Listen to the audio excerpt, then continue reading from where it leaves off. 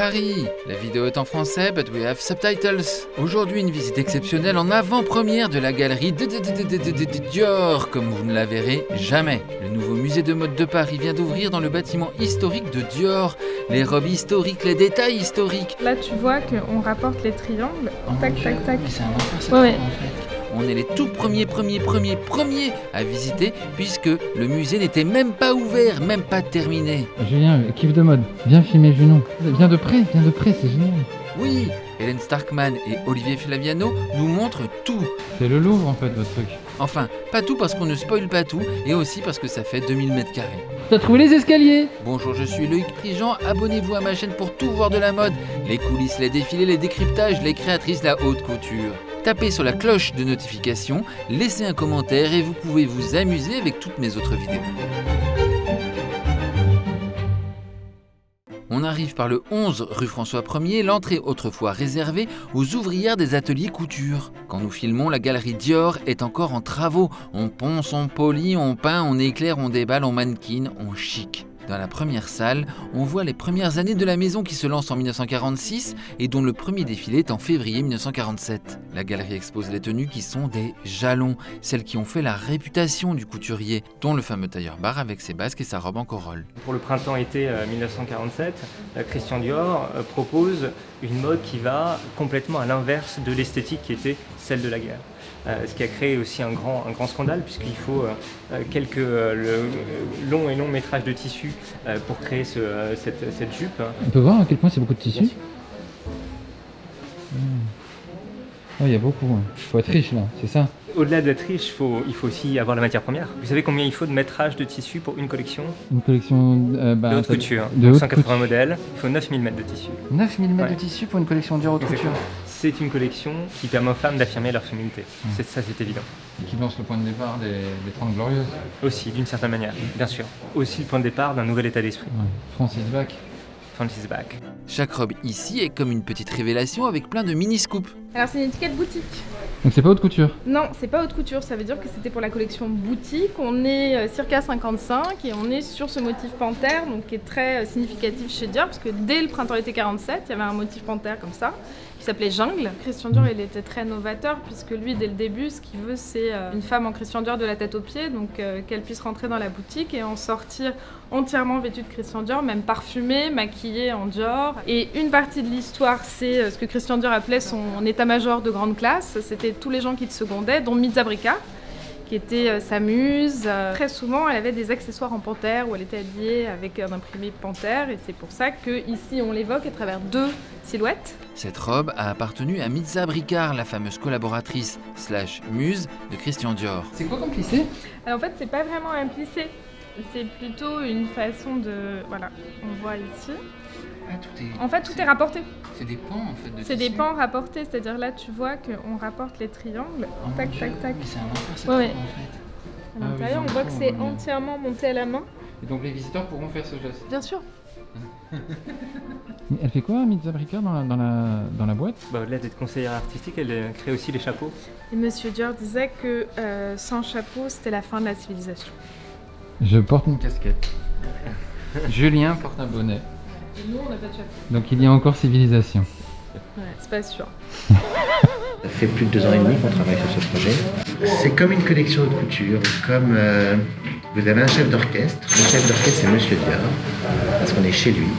C'est là que tout a commencé et c'est là que tout se passe. Comme à peu près toutes les maisons de mode, Dior a une politique très agressive d'achat tous azimuts de tout ce qui a affaire à son passé, son héritage, le moindre cheveu avec de l'ADN dedans. Résultat très concret, plein de pépites émergent, l'histoire devient complète. Il y a beaucoup de choses, que ce soit des pièces de collection, enfin des silhouettes ou des documents qui sont présentés ici pour la première fois. Parce que vous êtes dans une politique d'achat et de recherche permanente et que vous trouvez Absolument. nouveaux La éléments du politique puzzle. d'achat, elle est effectivement très importante et on rachète, je dirais, quasiment toutes les semaines. En fait, on rachète quelque chose. Et Dior Héritage rachète même du Dior d'avant Dior, du Dior de quand il travaillait pour d'autres comme Robert Piguet ou Lucien Lelon, des maisons aujourd'hui disparues. On est sur des robes qui sont griffées Piguet, mais dessinées par Christian Dior. Donc la robe Pamela Et ici, le tailleur Chéri. On a même retrouvé des publicités Dior ahurissantes, des réclames faites par la famille de Christian Dior qui travaillait depuis 1860 dans les engrais. Le patrimoine est crucial, c'est la source qui permet à Maria Grazia Chiuri, à Kim Jones, à Victor de Castellane, à tous les studios présents et à venir de Dior de continuer de faire du Dior. Attention, parce qu'ici, on a Passez devant moi. vite peur de tomber dans l'escalier, Ouais. à force de regarder partout. Comment vous appelez ça, vous, en tout cas? Diorama. C'est 1872 objets, alors 450 robes miniatures et 1422 objets. C'est l'idée de la femme globale, en fait, de la femme habillée en Dior de la tête aux pieds que Christian Dior souhaitait dès 1947. Il y a aussi l'idée de représenter 75 ans de mode à travers donc 450 robes miniatures. Il y en a 450, il y a 70 modèles différents qui ont été répartis par designer et tous ces modèles, ils ont été déclinés entre une couleur et 11 couleurs pour venir s'inscrire dans le dégradé du diorama. Maniaquerie. Maniaquerie, Plaisir. plaisir de la maniaquerie. On va retrouver la même robe parfois dans 2, 3, 4, 8, 10 couleurs différentes. Et alors on a du mal à y croire, mais c'est un tiers. Ça, c'est un tiers d'une vraie C'est un tiers d'une vraie robe, un tiers en hauteur, un tiers en largeur. Ok. C'est pas forcément beaucoup moins cher qu'une grande. Parce que faire un origami en petit comme ça, c'est pas facile. Hein. Ouais, c'est ça. Ici, on a toute l'équipe qui chic les robes. Du verbe c'est, chiquer. du verbe chiquer. CHI-QER. Moi, je dirais CHI-CER. C'est délicat à faire ce que vous faites? Un peu, c'est minutieux. Ah, c'est ça, parce que vous faites des points de couture carrément en Oui. fait. Ça veut dire combien de temps de travail? Et puis quand vous y êtes? C'est mardi dernier. Ah d'accord, C'est 3 semaines. Oui, c'est ça à peu près. 3 semaines, d'accord. Ah, c'est comme une collection quoi, presque. Vos doigts sont d'une finesse. Inconvénient d'une visite quand tout n'est pas fini, eh bien, tout n'est pas fini. Alors moi, je passe pas sous les échelles. Ah non, Dior serait pas passé sous une échelle, c'est sûr aussi. On est sur Junon, c'est incroyable, non? Un éclair Junon. Junon, c'est une de nos robes les plus emblématiques. C'est probablement l'une des plus belles de la collection. Mais avantage d'une visite quand tout n'est pas fini, on peut enjamber et s'approcher sans que les bips ne bipent ou que la sécurité ne nous saute dessus. Julien, viens la filmer d'ici. Julien, je te jure, Julien, kiff de mode. Viens filmer Junon. Viens de près, c'est génial.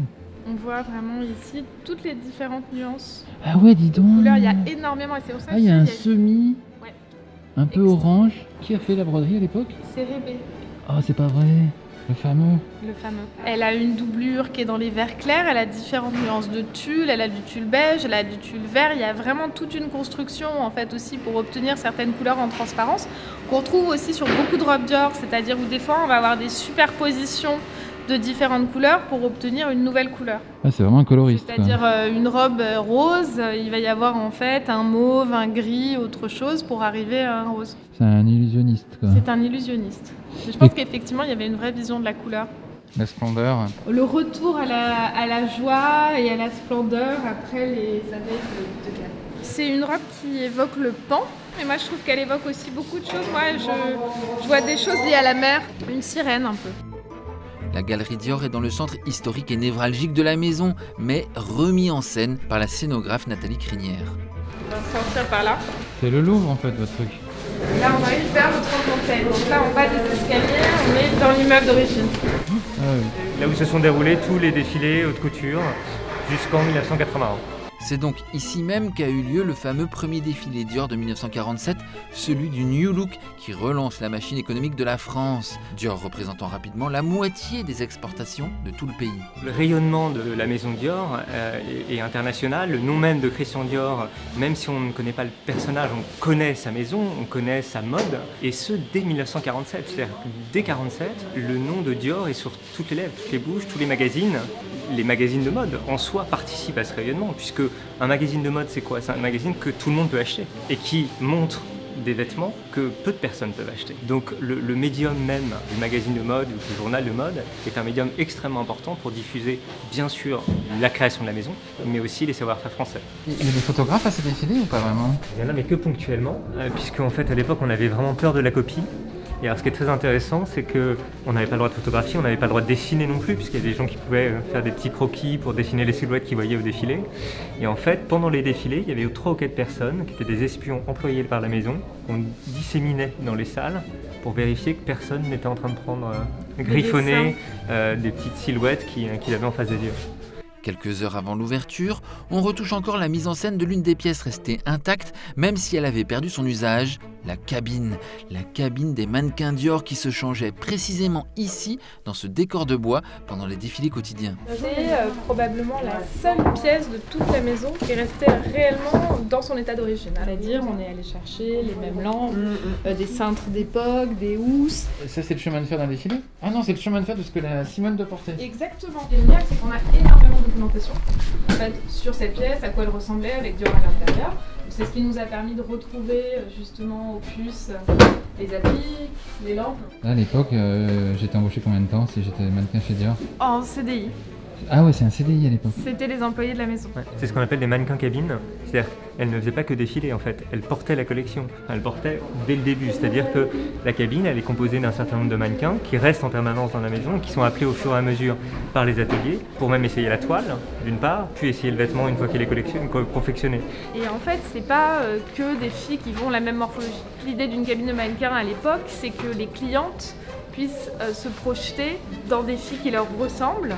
Donc on va avoir des filles avec des morphologies, peut-être certaines sont un peu plus jeunes, certaines sont un peu plus âgées, plus grandes, plus petites, plus pulpeuses, moins pulpeuses, et pour que en fait ce soit elles qui portent un certain type de robe dans le défilé, et pour qu'une cliente aussi puisse se dire si une telle porte cette robe, ça veut dire que c'est une robe qui va m'aller.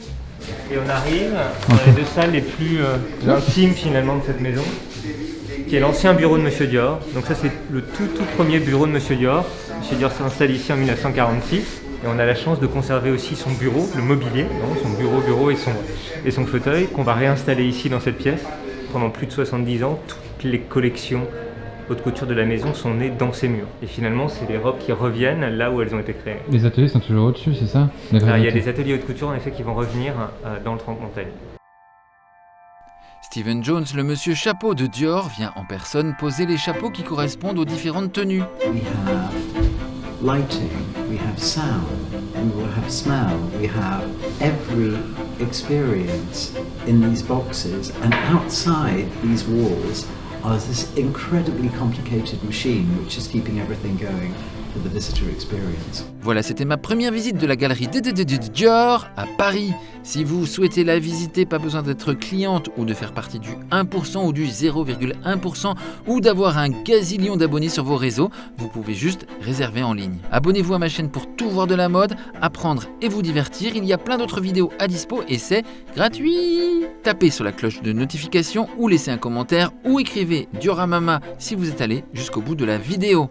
C'était filmé avec Julien Dacosta, monté par Milan Tintanet du Charme, produit par Natacha Maurice pour De Ralph, les synthés par Raphaël Nix Secondi et la poste par Constantin Maslakov et Suzy Châtelier. Et on vous salue bien bas.